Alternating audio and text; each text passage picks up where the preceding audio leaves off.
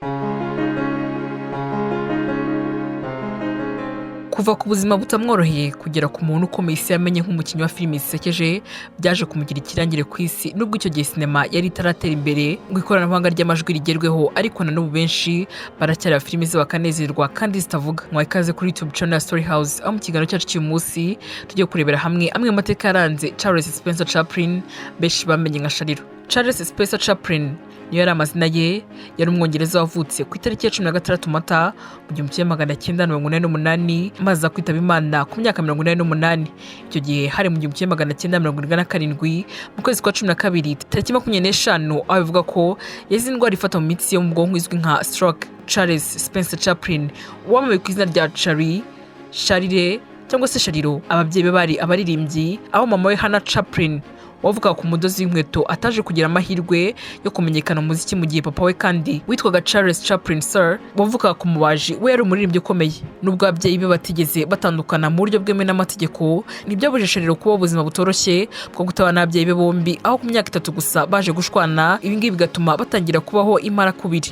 Ubwana bwa Shariro bwaranzwe n'ibibazo bikomeye birimo ubukene, aho umwanditsi David Robinson avuga ko ari naho yakomoye inganzo yo gusetsa, dore ko iyo ngo byabaga byamuyobeye yahitagamo guhimba udukuru dusekeje kugira ngo yibagize ibibazo. Uko ubuzima bwarushagaho gukomera, ku myaka 6 gusa Shariro yaje koherezwa ahari hazwi ku izina rya Lambeth Workhouse. Ahangaha hakaba arahabaga abantu bakoraga akazi k'ingufu kugira ngo babone ibyo kurya aho barara. Iyi Lambeth Workhouse yari abantu bikorera ku giti cyabo, nuko leta imaze kubona ko ibona amafaranga menshi kandi abakozi badahembwa ihitamo kuyisenya mu mwaka w'1930. Ku myaka 7 Charlie yaje kuvanwa muri iyo nyubako, nuko yoherezwa ku kigo cy'amashuri cyari kizwi ku izina rya Central London District School. Ni ikigo cyari kigenewe abana baturukaga mu miryango itishoboye. Icyo gihe cyose Charlie ntiyabonanaga na mama we, dore ko yari yarajyanywe mu kigo cy'abarwayi bo mu mutwe. Hana mama wa Charlie yaje kujya mu bitaro bitewe n'uburwayi butandukanye. Bumwe muri ubwo burwayi akaba yari yarabutewe no kuri ibyo kurya cyangwa se imirire mibi. Amezi 2 yamaze muri ibyo bitaro, Charlie na murumuna we baje koherezwa kubana na se wabo wari warabaye imbata y'inzoga ndetse utarubayeho neza, dore ko umuryango wari ushinzwe kwita ku bana wahoraguza kubasura mu rwego rwo kubacungira umutekano. Nyuma y'imyaka 2 papa Chaplin yaje kwitaba Imana apfa afite imyaka 38 gusa azize umwijima. Mu 1903 mama wa Charlie yongeye kurwara ndetse biza kuba ibya burundu, maze Charlie akomeza kuba mu buzima butari bworoshye ashakira ibyo kurya naho kuba, kugeza ubwo umuvandimwe Sydney wari waragiye mu gisirikare imyaka 2 yatahaga. Mu gihe yari ari mu bigo by'abana baturuka mu miryango itishoboye ndetse na mama we arembye, papa atarapfa yabanje kumujyana mu itsinda ry'ababyinnyi ndetse n'abakinnyi ba filime. Gusa Charlie akumva ntabwo anyuzwe no kubyina gusa, maze agira intumbero yo gutangira gukora urwenya. Mbere yaho gatoya Charlie yaretse kwiga maze akajya akora ibiraka bya hato na hato, ari nako afite inzozi zo kuzaba umukinnyi wa filime. Nyuma yaho mama yakomeje kuremba, Charlie yagiye kwiyandikisha muri agence imwe yo mu Bwongereza yakoraga ibintu bijyanye n'amafilime, ari naho wavuga ko yatangiye kugenda agaragaza impano ye, nubwo imishinga y'agence yo yasaga nitari kugenda neza mu buryo bw'amafaranga. Irengagije ibibazo byose yari afite, Charlie yakomeje kwirwanaho, ariko nanone umunyarwanda yaravuze ati akeza karigura. Inzu zitandukanye zateguraga amakinamico y'imbona nkubone zagiye zikunda impano yari muri Charlie, kugeza naho atangiye kujya ku rundi rwego ahamagarwa mu murwa mukuru w'Ubwongereza London. Ibyo Charlie yafataga nk'imigisha iturutse mu ijuru. Nyuma yaho Chaplin yaje gukorana n'indi company yari ishinzwe gukora ibyo gutunganya amakinamico, aho yagiye yitabira ibitaramo bitandukanye ari kumwe na murumuna we nawe wari utangiye gukina amafilime nk'umwuga, maze bagaragara muri filime yitwaga Repairs. Mu 1996 ubwo Charlie yari afite imyaka 17 nawe ubwo ngo yatangiye kubona nk'umunyabwenya. Ni mu gihe kandi Sydney murumuna we nawe yari yarasinye muri company yitwaga Fred Carnell nawe yateguraga amakinamico. Mu mwaka w'1910 Charlie yagaragaye muri filime Jimmy the Fearless yaje kumuhira ndetse abantu bakarushaho gukomeza kumumenya. Mu 1913 Chaplin yaje gusinya amasezerano n'inzu yakoraga ibijyanye na filime yitwaga Keystone Studios, nuko akajya ahembwa amadolari 150 buri cyumweru, maze atangira gukora neza muri Mutarama mu 1914. Ari nabwo yaje kwiga ibijyanye no gukora amafilime ku nshuro ya kabiri, ubwo Charlie yagaragaraga kuri kamera nibwo yahisemo imyenda azajya yambara ikaba ari nayo imuranga. Ubwo yari mu kiganiro itangazamakuru maze bakamubaza impamvu yahisemo kuzakinisha imyenda yambara, Shariro yagize ati nashakaga ko biba nk'ikusanyirizo ry'ibitekerezo byanjye, ipantaro nini, ikoti rifashe, ingofero ntoya ndetse n'inkweto nini, nongeyeho n'ubwanwa rero buto kugira ngo bwongere imyaka yanjye. Nta gitekerezo urebye nari mfite cy'umuntu waba ukina ameze uko nguko, ariko ubwo nambaraga iriya myenda na makeup byatumye niyumvamo uwo muntu, noneho biba akarusho ubwo nayijyanaga kuri stage, uwo muntu yahise avukira muri njye. Nubwo bamuyoboraga ariko batahise bumva neza igitekerezo cye. Bwa nyuma Chaplin yahise atangira gukinana iyi myenda muri filime hafi ya zose yagiye agaragaramo. Mu 1914 Charlie yagaragaye muri filime Call in the Rain, yanaje no kwinjiza amafaranga menshi, maze nyuma yaho ahita atangira kujya ayobora buri filime yose y'urwenya agaragayemo, ari nako abafana bakomeza kurushaho kwiyongera. Mu 1914 mu kwezi kwa 11 yasabye ko amasezerano yari afite muri Keystone yavugururwa, ayari amadolari 150 akaba amadolari 1000 y'icyo gihe. Gusa ku rundi ruhande uwitwa Sinet wari umuyobozi wa Keystone yanze kongera amafaranga, avuga ko yari menshi.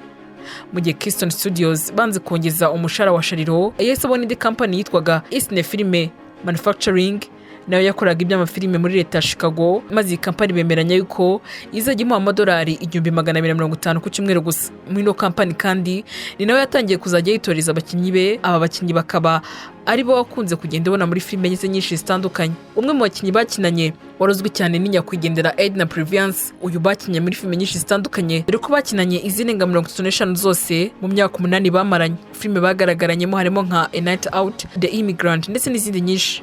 Uyu mugore kandi Shariro yamuhisemo bitewe n'ubwiza bwe, ndetse bikanavuga ko banakundanye imyaka igeze muri 3. Chaplin yari umuntu wakundaga kwita kuri buri kintu cyose, ndetse ngo mbere yuko filime ijya hanze nibura habaga harimo ikinyuranyo cy'ukwezi hagati ya filime imwe ndetse n'indi. Charlie amaze kubona ko amaze kwamamara bya nyabyo, yasabye abakoranaga ko bamwongeza umushahara bakajya bamuhemba amadolari 150, maze abona amakampanyi atandukanye amwifuzaga harimo Universal, Fox ndetse na Vitagraph zose zo muri Amerika. Chaplin rero yakomeje kugenda abiganiraho n'abari babishinzwe, maze birangira yemerewe 670 by'amadolari. Ibi byatumye bamwe mu bakinnyi ba filime bahembwaga amafaranga menshi ku myaka 23 gusa, maze wa mwana wari waraririye ku muhanda adafite haba n'ibyo kurya atangira kurizwa n'ibyishimo. Ku rundi ruhande ariko John R wari umuyobozi w'iyi studio yavuze ko babashaga guhemba Shariro aya mafaranga yose kuko rubanda bamushakaga kandi arebo n'ubundi bamwishyuraga. Nyuma yaho Shariro amaze kuba ikirangire ku isi, yaje gura n'ibibazo bikomeye muri Leta Zunze za Amerika ahagana mu myaka y'1940. Icyo gihe kubera filime yakinaga n'uburyo yakunda kugaragaza amarangamutima yo kuri politiki y'icyo gihe, ndetse akabigaragariza muri filime ze, yaje gucibwa rero muri Leta Zunze za Amerika, ndetse ashinjwa ibyaha binyuranye byaje kumuviramo ingaruka zikomeye mu bukungu ndetse no ku gikundiro cye. Filime nyinshi ze zagiye zigaragaza politiki y'agashakawa cy'Amerika n'uburyo itera inkunga ikoreshwa ry'intwaro za kirimbuzi. Izaje kunengwa rero bikomeye na Leta Zunze za Amerika, bibimbarutso yo bwagakato muri iki gihugu.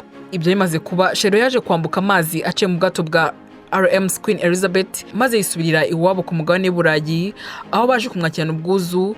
Nyuma yaho umuryango wa Shariro ugereye ku mugabane w'Uburayi, umunyamerikakazi yari yarashatse yanga gukomeza kwitwa umunyamerika, nuko afite ubwenegihugu bw'Ubwongereza. Ari nabwo Shariro yakiraga filime ya mbere yo ku mugabane w'Uburayi yise King in New York. Ni filime yagaragaye akinana n'umuhungu we Michael Chaplin wari ufite imyaka 11, ariko kuri ubu akaba afite imyaka 74. Shariro akiniye filime ntago yigeze yerekanwa muri Amerika. Icyakora nyuma y'imyaka 20 ishyizwe hanze nibwo yaje kugaragara. Shariro ageze mu zabukuru, mbere yuko afata ikiruhuko yatangiye kujya asubira amafilime yakoze kera, ndetse akomeza no guhabwa ibihembo bitandukanye bitewe n'uburyo yari amaze kuba ikirangire muri sinema. Mu 1972 Shariro yahawe igihembo cy'icyubahiro na Academy of Motion Picture Arts and Science. Ni igihembo benshi bafashe nk'aho Leta Zunze za Amerika zashatse kwiyunga nawe cyangwa se kwica amande, dore ko yari yashatse no kutacyakira, nuko aza gusubira muri Leta Zunze za Amerika nyuma y'imyaka 20 ubwo uyu muhango wabaga.